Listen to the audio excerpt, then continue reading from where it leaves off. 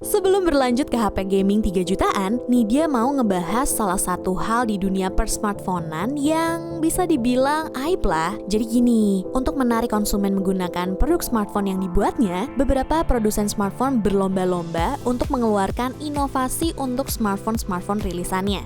Niat hati ingin mencuri perhatian masyarakat, alhasil smartphone yang dibuatnya malah menjadi rongsokan, bahkan ada yang dijuluki bom waktu. Nih dia kasih, mulai dari yang terbaru sampai yang terdahulu. Pertama ada smartphone yang rilis pada Agustus 2016, yaitu Samsung Galaxy Note 7. Di awal perilisannya, smartphone yang bisa dibilang memiliki performa cukup baik dan desain elegan mendapat banyak pujian dari para pecinta Samsung dan digadang-gadang dapat menyaingi dominasi iPhone 7 pada saat itu. Tapi apalah daya, pada akhirnya Samsung Galaxy Note 7 masuk ke dalam smartphone yang tidak boleh dibawa bepergian melalui udara karena baterainya yang rentan panas bahkan meledak. Itu smartphone apa petasan jangwe sih? Pada awalnya, Samsung menyimpulkan bahwa ada masalah pada baterai yang dipasok oleh anak usahanya, Samsung SDI. Kemudian, pada September 2016, Samsung menarik 2,5 juta unit Note 7 dengan baterai SDI yang kemudian diganti dengan baterai ATL. Dan bagaimana hasilnya? Ternyata masih tetap sama. Menurut United States Consumer Product Safety Commission, Samsung telah menerima setidaknya 92 laporan baterai Note 7 mengalami panas berlebih di Amerika Serikat. Dengan 26 diantaranya insiden luka bakar dan 55 laporan kerusakan properti. Serem banget ya smartphone keluaran Samsung yang satu ini, padahal spesifikasinya oke banget loh. Nih, bisa lihat di scene berikut.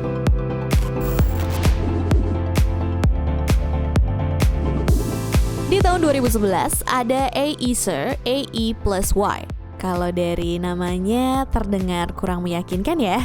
By the way, gadget yang masuk dalam kategori handphone ini memiliki desain mewah berlapis emas di bagian luar yang dibanderol cukup fantastis, sebesar 36.000 pound sterling atau sekitar 500 jutaan. Nih dia sih mending beli rumah di daerah Jagakarsa. Selain harganya yang bikin kaum miskin seperti ini dia nggak sanggup beli, desain keypad pada smartphone yang susah disebutin ini ternyata cukup bikin netizen geleng-geleng kepala. Di saat brand lain berlomba-lomba membuat smartphone layar sentuh, Acer AE+Y justru bertahan dengan keypad jadul. Dan yang lebih parahnya lagi, handphone ini nggak bisa digunain buat internetan atau menjelajah aplikasi. Kan dia jadi nggak bisa update Instastory jadinya. Udah mahal, jadul pula. Pantes lah ya, handphone ini berakhir jadi rongsokan. So sad. Lalu di tahun sebelumnya ada dua Microsoft, Kin 1 and Kin 2. Untung bukan Kintan ya, lapar dong nih dia jadinya. Berniat untuk menyasar kalangan muda dengan jejaring sosial sebagai andalan dari kedua smartphone-nya, ternyata nggak membuat hati para anak muda bergetar untuk menjajal smartphone keluaran pabrikan ternama Microsoft.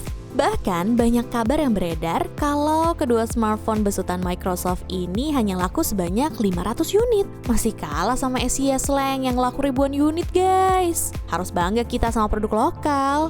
Salam Local Pride!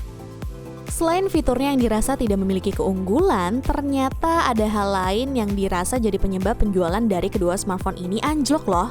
Hal ini ternyata mengusut pada iklannya yang dirasa tidak pantas dan mempromosikan seks. Aduh, kok jadi ngilu ya guys?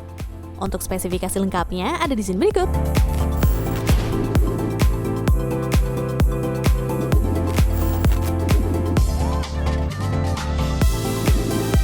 Selanjutnya ada handphone besutan Motorola yaitu Aura R1 yang rilis tahun 2009. Dengan desain layaknya sebuah jam tangan yang mahal, ternyata membuat penggemar Motorola bersikap dingin terhadap handphone tersebut yang dibanderol dengan harga mencapai 18 jutaan. Selain harganya yang tak masuk akal dan ditambah dengan desainnya yang lawas, membuat Motorola Aura R1 sempat menjadi julukan dumb phone. Lalu pada akhirnya, handphone yang bisa diputar untuk menunjukkan keypadnya ini tidak laku di pasaran dan berakhir menjadi rongsokan. Tapi untuk para kolektor, saat ini Motorola Aura R1 banyak dicari karena keunikannya loh. Aduh, jadi ini netizen maunya apa sih? Dulu dilupain, sekarang dicari-cari. Lalu kalian bisa pergi sesuka hati gitu? Daripada nih dia makin kesel, mending kalian lihat nih spesifikasinya.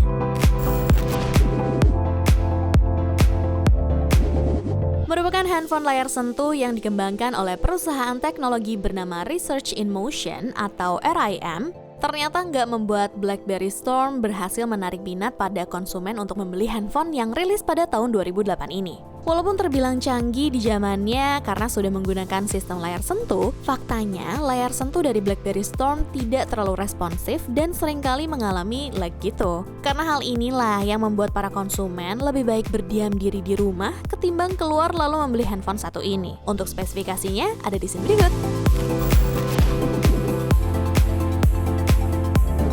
Rilis pada September 2005, ternyata membuat Motorola Razr E1 menjadi salah satunya handphone gagal di tahun tersebut.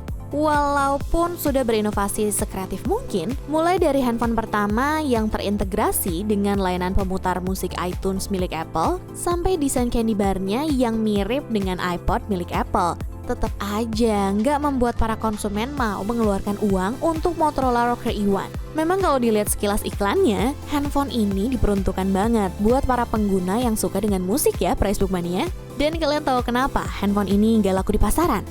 Karena Motorola Razr E1 ini hanya mampu dilengkapi dengan kartu memori micro SD dan bisa di-upgrade hingga maksimal 1 GB saja. Parahnya, firmware-nya hanya bisa membuat 100 lagu aja. Selain itu, transfer file musik tergolong lambat dan kurang dukungan USB berkecepatan tinggi yang mungkin bisa menghabiskan billing warnet kalian hanya karena transfer lagu. Untuk spesifikasi ada di sini berikut. Dan yang terakhir ada pencetus dari smartphone gaming yaitu Nokia N-Gage. Kalau kalian lahir tahun 90-an, pasti kalian gak asing dengan handphone yang didesain khusus sebagai telepon sekaligus konsol gaming ini. Walaupun memiliki desain yang unik dan sudah dibekali dengan OS Symbian V6.1, ternyata nggak membuat Nokia N-Gage laku di pasaran loh. Hal ini dikarenakan karena sebagian tombol tidak dirancang untuk bermain game. Hal inilah yang membuat para gamers tidak nyaman saat bermain game menggunakan handphone besutan dari Nokia tersebut. Untuk spesifikasi ada di sini berikut. Walaupun memiliki inovasi yang begitu kreatif pada smartphone yang dikeluarkan, ternyata tidak melulu bakal laku di pasaran ya, Facebook Mania. Karena smartphone yang baik adalah smartphone yang bisa memenuhi kebutuhan dari konsumennya itu sendiri. Kalau nih dia sih intinya murah. Ya 2 jutaan lah. Udah gitu spesifikasinya pakai Snapdragon 800 series. Terus baterainya 5000 mAh. Terima kasih sudah menonton video ini sampai habis. Jangan lupa like, comment, share, dan subscribe channel YouTube Pricebook. Nidia pamit ya. Ciao Bella.